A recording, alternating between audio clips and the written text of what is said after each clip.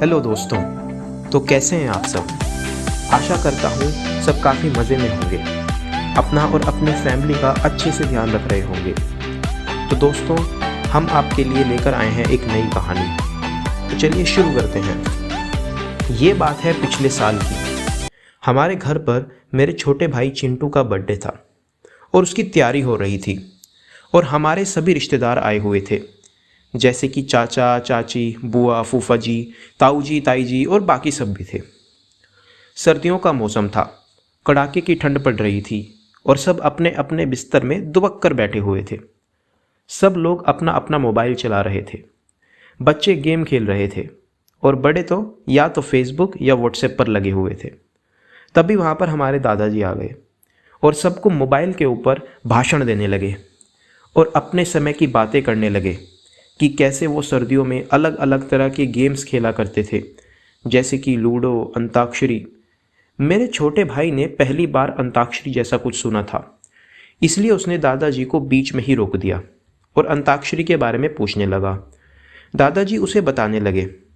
धीरे धीरे कमरे में बैठे सभी लोगों को दादाजी की बातों में इंटरेस्ट आने लगा और सब अपने अपने समय के किस्से सुनाने लगे और सबका अंताक्षरी खेलने का मन करने लगा।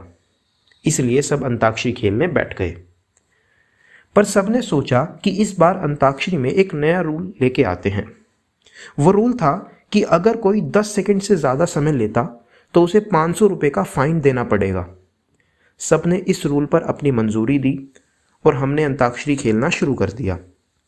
सबसे पहले गाना दादाजी ने गाया और उन्होंने अपने समय का एक बहुत ही शानदार गाना गाया, जिसका नाम था बदन पे सितारे लपेटे हुए।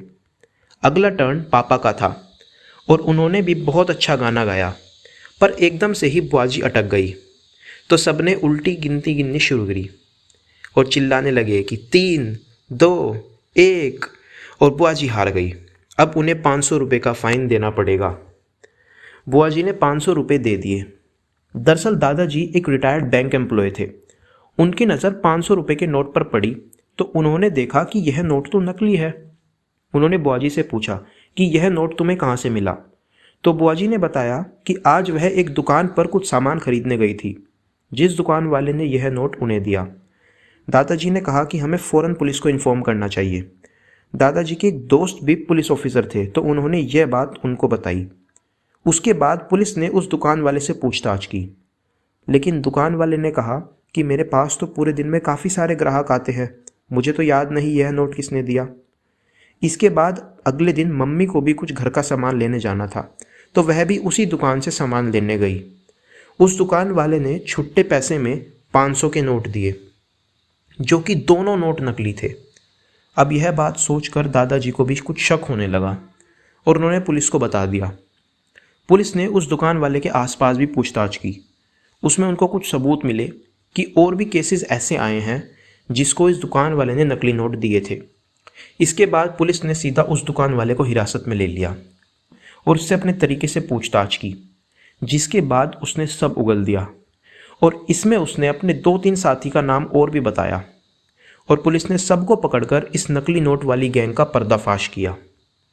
दोस्तों, आज के टेक्नोलॉजी वाले ज़माने में ज़्यादातर लोग फ़ोन में, लैपटॉप में व्यस्त रहते हैं और इससे हमारा पिछला जीवन जिसमें खेलकूद हुआ करता था, सभी परिवारों के साथ मेलजोल हुआ करता था, वह सब खत्म होता जा रहा है।